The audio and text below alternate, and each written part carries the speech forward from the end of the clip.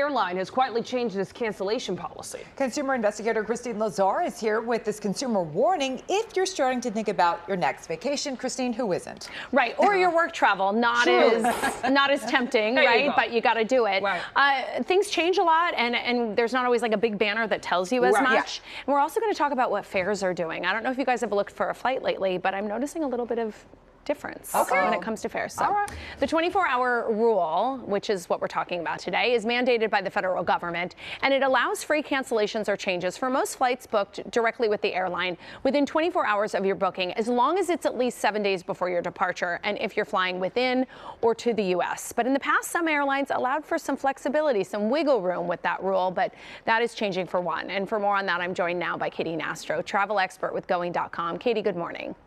Yeah, good morning, Christine. Thanks so much for having me. So we are talking about American Airlines, which is also the largest carrier in the U.S. What changed about its 24-hour rule? Yeah, so unfortunately, American has rewrote their policy, or really their leniency, when it comes to how many days out that you can take advantage of the 24-hour rule. They've now made it so that you could actually cancel roughly 2 days out till still take that 24-hour rule in effect. But now they've matched many other carriers, and it is 7 days out. Unfortunately, that means for anybody that likes to take advantage or really price shop last minute, they could have taken advantage of that. And flying out of LA, American is one of the bigger carriers out of LAX. They might come to find out that if they try to take advantage of this, they just cannot anymore, and it will be a surprise. And a lot of people don't do last minute travel, but a lot do, both for work and those who are really like price comparison shopping. So who is this going to impact the most? Yeah, you've really hit the nail on the head there. It's really for those last minute flyers that are going to really lose out on that safety net of being able to cancel so close in.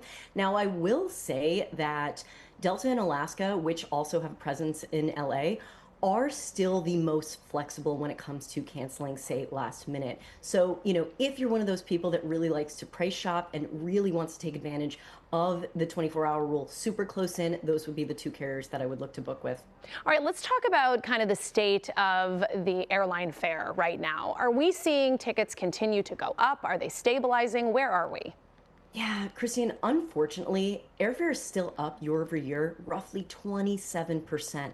Now, if we look at a month over month basic analysis, it's pretty much flatlined. But if we start to look even further down the road, say to the next peak moment like Thanksgiving, we are seeing fares roughly sitting between 16 and 19% higher year over year for Thanksgiving already, just for domestic fares.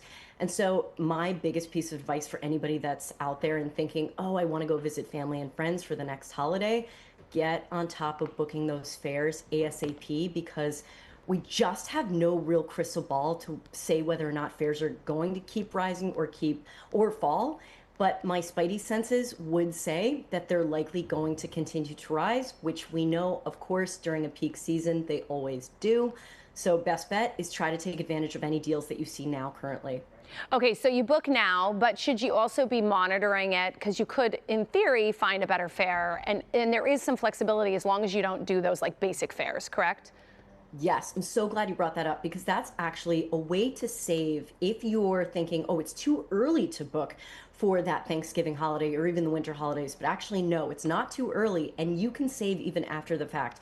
You just have to keep those flight alerts on. Doesn't matter where you're booking through or where you have these monitored. They can be on Google Flights or any of the OTAs. You just want to make sure that you're not booking that basic economy ticket. That's most restrictive. You basically buy it, you get what you get, and you don't get upset in the way of fares. But say you book the main economy ticket, and then a couple weeks from now, that price actually does drop. You call the airline, they refund you the difference in the form of a credit that you just use in the future for your next trip. All right, Katy, thank you so much. We appreciate your insight. Thanks so much.